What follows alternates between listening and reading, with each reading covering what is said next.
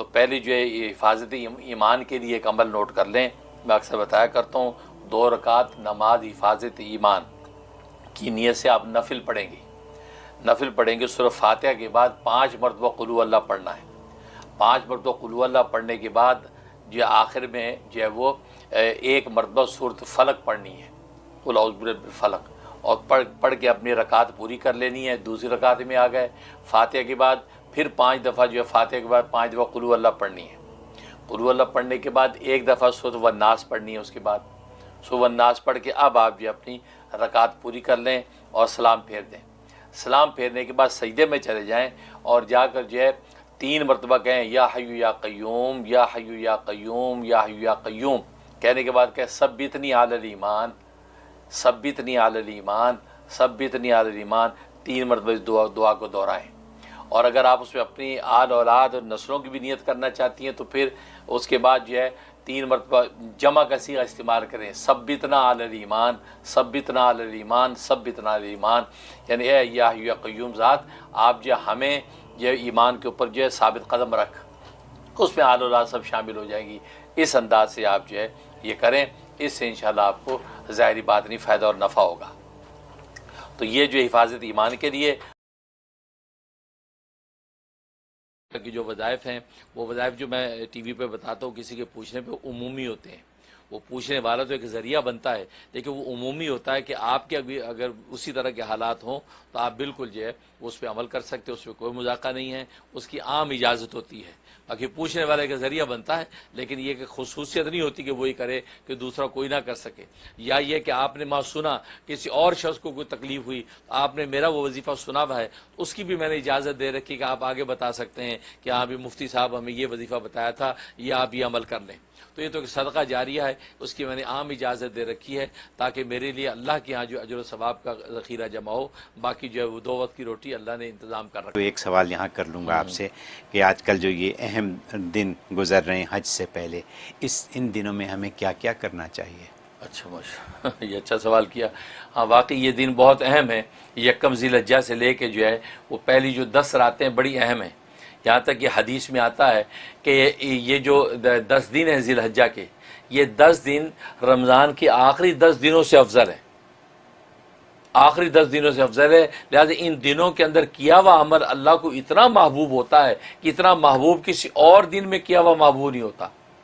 لہٰذا یہ دن اتنے صبح صادق سے لے کے غروب آفتاب تک یہ دن کہلاتا ہے. اس دن کے اندر جو بھی ذکر و اذکار، جو بھی اعمال اشکال کریں گے وہ اتنے قیمتی ہیں کہ پورے سال کے اندر ایسا کوئی دن نہیں ہے جس میں یہ عمل اتنا قیمتی ہو.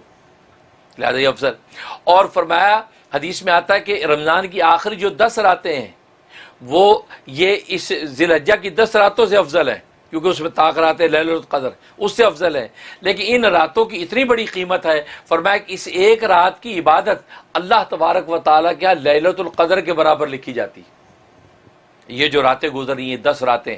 تو اس رات میں عبادت کے لیے آپ کھڑے ہو جائیں گے، عشاء کے بعد جو 2 رکعت نفل پڑھ لیں گے، 1 سپارہ پڑھ لیں گے، تو یہ آپ کو لیلۃ القدر سے بھی زیادہ اجر، لیلۃ القدر کے برابر اجر دیا جائے گا. تو گویا کہ 10 راتوں میں آپ نے عبادت کر لی تو گویا کہ 10 لیلۃ القدر کا اجر و ثواب آپ کو عطا ہوگا.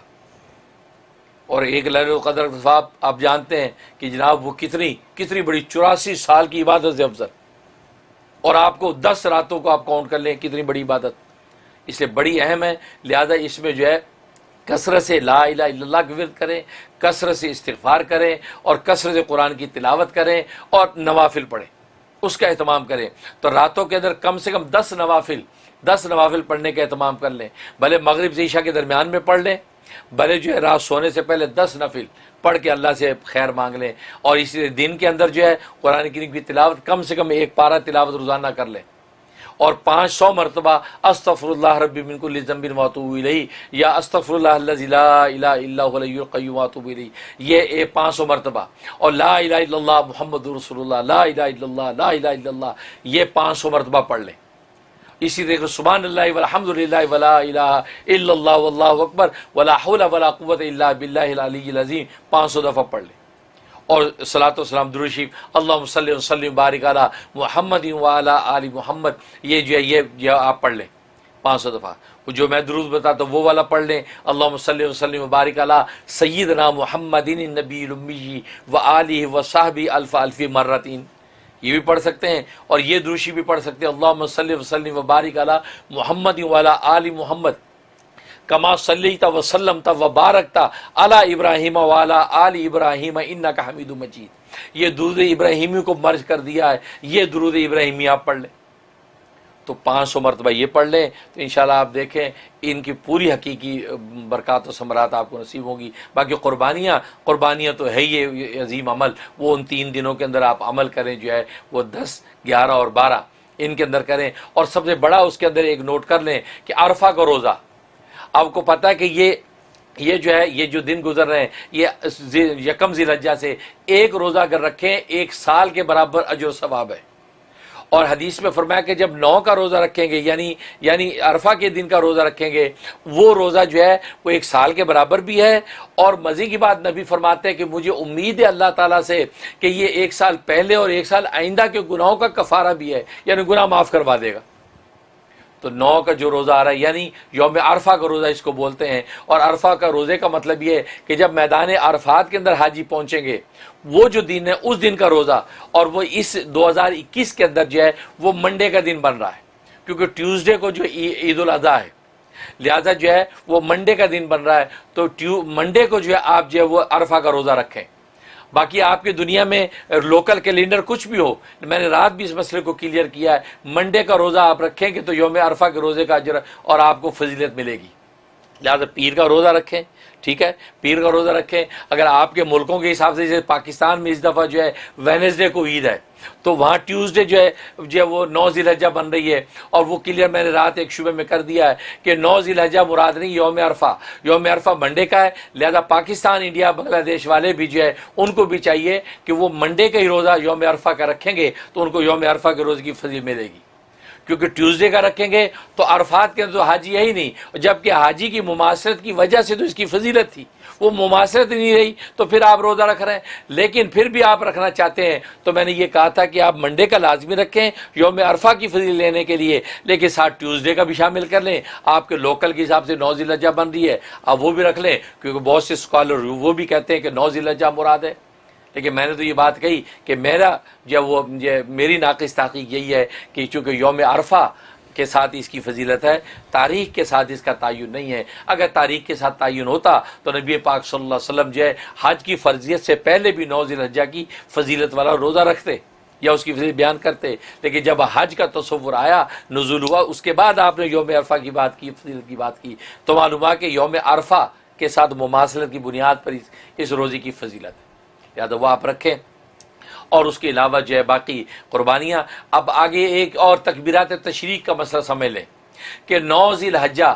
جو ہوگا، 9 ذی الحجہ کی فجر سے لے کے 13 ذی الحجہ کی عصر تک، ہر فرض نماز کا سلام پھیرنے کے بعد 1 مرتبہ بلند آواز سے تکبیرات تشریق کہنا واجب، مردوں کے لیے بلند آواز سے ہے، عورتوں کے لیے آہستہ آواز سے کہنا واجب۔ اللہ اکبر لا الہ الا اللہ واللہ اکبر اللہ اکبر وللہ الحمد، 1 مرتبہ بلند آواز سے، پھر باقی جو کہنا ہوا پھر باقی 2 مرتبہ کہنا جو ہے یہ سنت ہے۔ لہذا عام نمازوں میں جب ہوں تو یہ مرد جو ہے بلند آواز سے 1 مرتبہ کہیں، 3 مرتبہ بلند آواز سے کہنا سنت،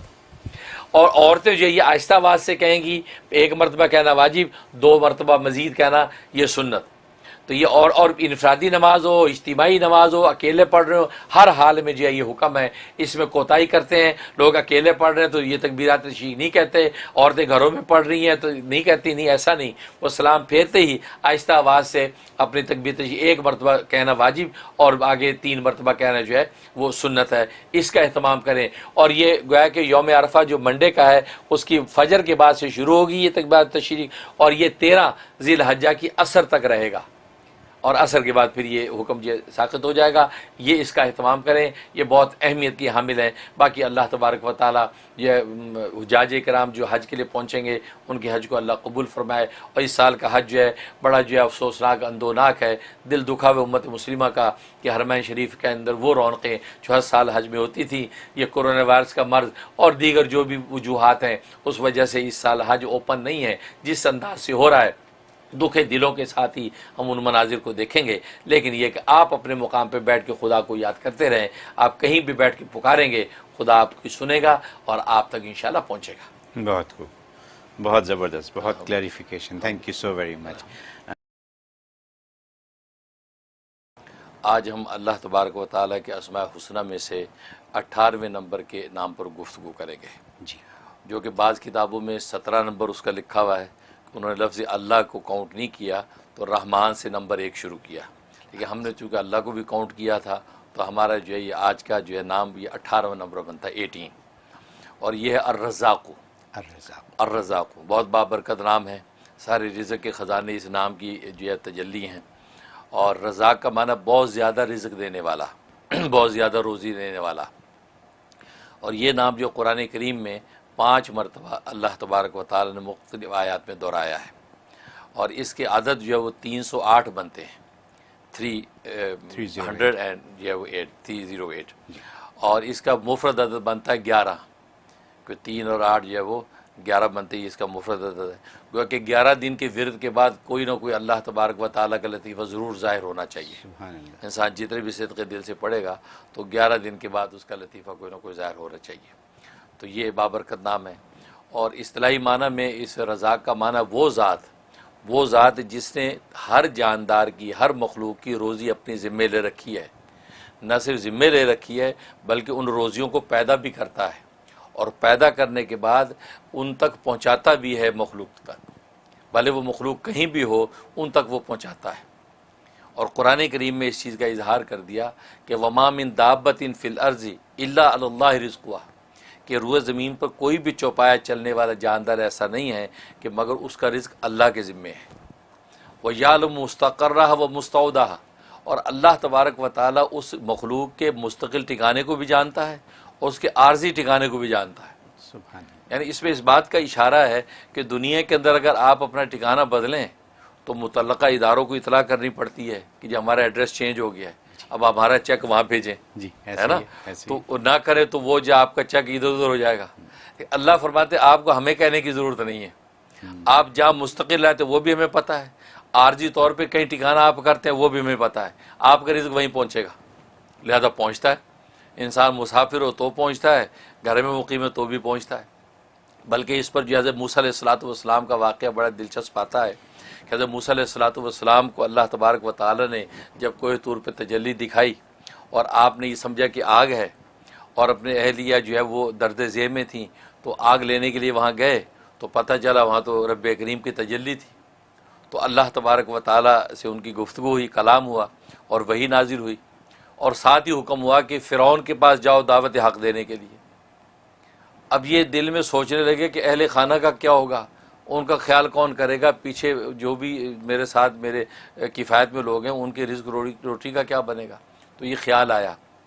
تو اللہ تبارک و تعالی نے فرمایا کہ موسیٰ یہ سامنے جو پتھر ہے اس پتھر کے اوپر جو اپنی لاٹھی ماری، وہ پتھر ٹوٹا، ان میں سے ایک اور پتھر نکلا، فرمایا اس دوسرے پتھر پہ لاٹھی مار، وہ ٹوٹا، اس میں سے ایک اور پتھر نکلا، فرمایا تیسرے پتھر پہ پھر مارا تو ٹوٹا، اس میں سے ایک چھوٹا سا کیڑا جس کے منہ میں سبز پتا ہے، وہ غذا ہے وہ کھا رہا ہے، اور یہ ترانہ پڑھ رہا ہے کہ سبحان من یرانی و یعلم مکانی، کہ پاک ہے وہ ذات کہ جو مجھے دیکھ رہی ہے اور میرے اس ٹھکانے کو بھی جانتی ہے، وہ یسمع کلامی، اور میرے کلام کو بھی سنتی ہے،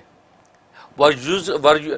یذکرنی ولا ینسانی، اور مجھے یہاں پر بھی یاد رکھے ہوئے ہے کہ مجھے رزق پہنچا رہی ہے اور مجھے بھولی نہیں ہے۔ سبحان اللہ، تو اللہ تبارک و تعالیٰ فرمایا موسیٰ میں اس کیڑے کو یہاں خوراک پہنچا سکتا ہوں تو تیرے اہل خانہ کا میں کفیل نہیں ہو سکتا، تم پریشان نہ ہو، تو میرے کام میں لگ، میں تیرے کام میں لگوں گا۔ تو مطلب یہ اللہ تبارک و تعالیٰ کے رازقیت کا عالم ہے کہ جہاں بھی ہوتا ہے اسی جگہ رزق پہنچاتا ہے۔ اس لیے علماء نے لکھا ہے کہ رزق کی 2 قسمیں ہیں، ایک رزق خاص ہے، ایک رزق عام ہے۔ رزق خاص کا مطلب یہ ہے کہ وہ رزق کہ جس کا تعلق ایمان و یقین کے ساتھ ہے، کہ اللہ تبارک و تعالی ایمان و یقین کا جو رزق، دلوں کا جو رزق عطا کرتے ہیں اور رزق حلال کی دولت سے جو منور کرتے ہیں، یہ رزق خاص ہے۔ اور ایک رزق عام ہے کہ جو دنیا اور سامانوں کا جو رزق ہے، یہ اللہ تبارک و تعالی بلا تفریق کافر مومن سب کو عطا کرتے ہیں، لیکن رزق خاص جو ایمان و معرفت کا رزق ہے وہ صرف اللہ تبارک و تعالی مومنین کو عطا کرتے ہیں، اور اہل ایمان کو اللہ یہ توفیق دیتے ہیں کہ وہ رزق حلال کی کوشش کرتے ہیں۔ اور ابن قیم رحمہ اللہ تعالی نے بڑی خوبصورت بات کی کہ اصل میں رازقیت کے دو مفہوم ہیں۔ رازقیت کا ایک تو مفہوم یہ ہے کہ اللہ تبارک و تعالی جو ہے وہ رزق عطا کرتے ہیں جو انسان کی ایمانوں اور انسان کے سامانوں کا رزق ہے، اور وہ اپنے انبیاء اور اولیاء کے ذریعے سے اللہ تبارک و تعالی مخلوق تک پہنچاتے ہیں۔ اسے علم و عرفان کا رزق بھی ملتا ہے، یعنی قلوب کا رزق، اور اسے انسان کے ابدان جو بدن جسم ان کا رزق حلال وہ بھی ان کے ذریعے سے مہیا ہوتا ہے، ایک یہ مطلب۔ اور دوسری قسم رزق سے مراد یہ کہ وہ رزق جو رزق حلال ہے، جو بدنوں کا علم ہے، اللہ تبارک و تعالی نے بدن کی نوعیت طبی طور پہ ایسی بنائی ہے، ایسی اندر وینز اور رگیں اور ایسے سلسلے رکھے ہیں کہ وہ رزق ان کے ذریعے سے اسے اپنے متعلقہ مقام تک پہنچاتے ہیں۔ کیونکہ اگر رزق موجود ہو اور اندر کھانے کا نظام ڈسٹرب ہو جائے تو کیسے پہنچے گا؟ تو فرمایا کہ انسان جب کھاتا ہے تو وہ نالیاں اللہ نے ایسی بنا رکھی ہیں کہ ہر چیز اپنے اپنے مقام پہ جا رہی ہے، پانی اپنے مقام پہ جا رہا ہے، غذا اپنے مقام پہ جا رہی ہے، ہر چیز اپنے اپنے مقام پہ ٹھہر رہی ہے۔ اور پھر کھانے کے بعد انسان اگر الٹا ہو جائے تو وہ کھانا باہر پلٹتا نہیں ہے،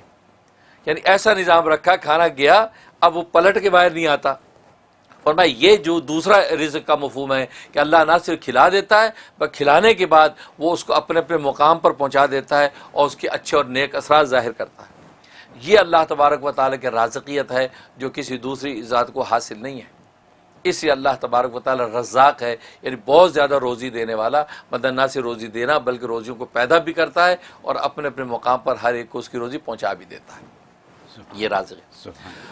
اور جہاں تک اس کے فضائل و فوائد کا تعلق ہے تو ایک اس کا فائدہ یہ ہے کہ اگر کوئی شخص چاہتا ہے کہ مشکلات اور باریک بین چیزیں، خاص طور طالب علم، پروفیسر اور اسی طریقے سے لیکچرر، پڑھنے پڑھانے والا آدمی چاہتا ہے کہ باریک بینی مجھے حاصل ہو جائے، تو صبح اٹھتے ہی نہار منہ، ابھی اسے کلی نہیں کی، منہ نہیں دھویا، اٹھتے ہی 20 دفعہ یا رزاقو کا ورد کر لیا کرے۔ 20 دفعہ بستر بیٹھے بیٹھے یا رزاقو یا رزاقو یا رزاقو، بس اس کے بعد اپنے کام میں لگے۔ اور میں اللہ تبارک و تعالیٰ اس کو ذہن کو ایسا کشادہ اور تیز کر دیں گے کہ باریک سی باریک بات بھی سنتے جھٹ اس کے نتیجے کو پہنچ جائے گا، ایسا ذہن کھول دیتے ہیں۔ یہ اس میں فائدہ۔ اور دوسرا فائدہ یہ ہے کہ اگر کوئی چاہتا ہے کہ گھر کے اندر رزق کی فراوانی ہو جائے اور گھر سے بیماریاں اور آفتیں نکل جائیں اور گھر جناب جنت نظیر بن جائے، تو فرمایا کہ وہ شخص روزانہ صبح کی نماز پڑھنے کے بعد، فجر کی نماز کے بعد، اپنے گھر کے چاروں کونوں میں 10 مرتبہ یا رضا کو پھونک دیا کرے، اور اس کونے سے شروع کرے جو کونا جو قبلے کی طرف سیدھی طرف ہے۔ اگر قبلہ ادھر ہے تو سیدھی طرف کا کونا وہ ہے، تو سب سے پہلے اس کونے پہ کھڑا ہو کے یا رضا کو 10 دفعہ پڑھ کے 3 دفعہ پھونک دیا، پھر الٹی طرف آ جائے، پھر 10 دفعہ پڑھ کے، اس کے بعد یہ پیچھے کی طرف آ جائے 10 دفعہ، پھر اس طرف، تو گویا کہ چاروں کونوں پہ 10 دفعہ پھونک دیا کرے تو گھر میں رزق کی فراوانی ہو جائے گی، غیب سے رزق آئے گا اور کوئی بیماری گھر میں نہیں ٹھہرے گی۔ ایسا زبردست فائدہ ہے۔ اور تیسرا فائدہ اس کا یہ کہ اگر کوئی چاہتا ہے میں دولت مند ہو جاؤں، مال و دولت ہاتم تائی بنوں، بانٹوں بھی اور اللہ عطا بھی کرے،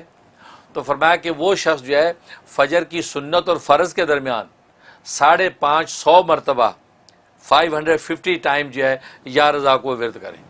اول آخر 11 مرتبہ درود ابراہیمی پڑھ لے، اور یہ کرنے کے بعد اب یہ فرض نماز اپنی فجر کی ادا کرے۔ فرمایا کہ جناب ایسا اللہ غیب سے اس کے انتظامات کریں گے، قرضے اتریں گے اور وہ دولت مند ہو جائے گا، مالدار ہو جائے گا۔ یہ اس میں زبردست فائدہ۔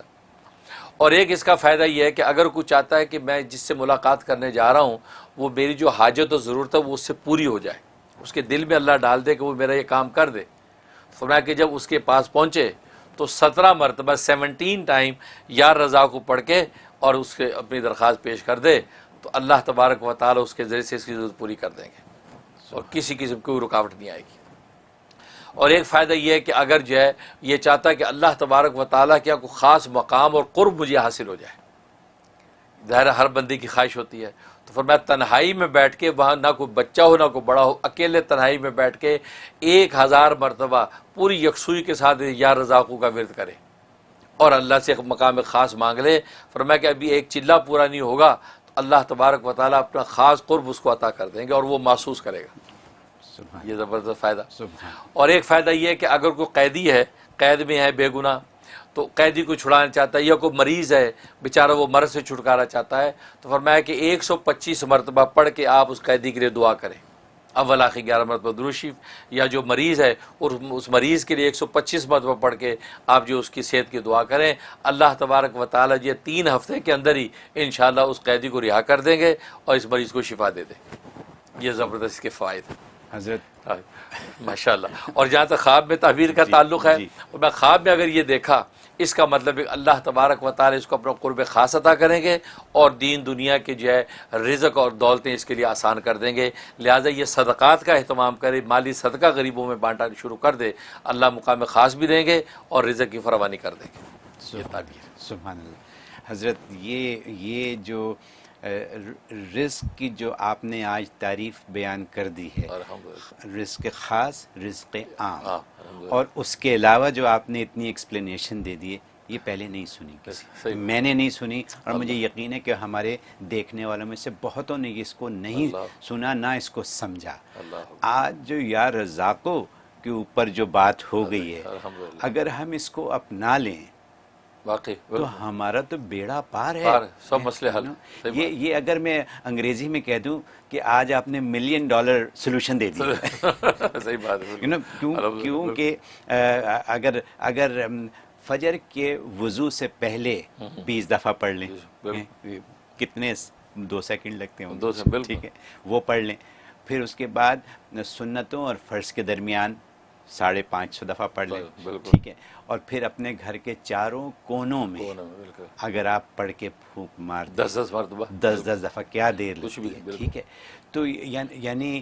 یہ ساری آپ کی جو برکتیں ہیں وہ آپ نے اکٹھی کر لیں، جا نماز پہ بیٹھے بیٹھے ہو سکتی ہیں ساری، ٹھیک ہے، اور اس کے بعد پھر مریضوں کے لیے بھی ہو گیا، دولت کے لیے بھی ہو گیا، اور قرب اللہ اس کے لیے بھی ہو گیا، تو اور کیا کرنا ہے ہمیں، اور کیا چاہیے ہمیں، تو سب کچھ تو ہو گیا۔ یہ اتنی باتیں اور اتنی قیمتی باتیں، سبحان اللہ سبحان اللہ۔ مجھے یقین ہے کہ دیکھنے والے اس سے بہت فائدہ اٹھائیں گے، میں بھی اٹھاؤں گا، آپ سب بھی اٹھائیے گا۔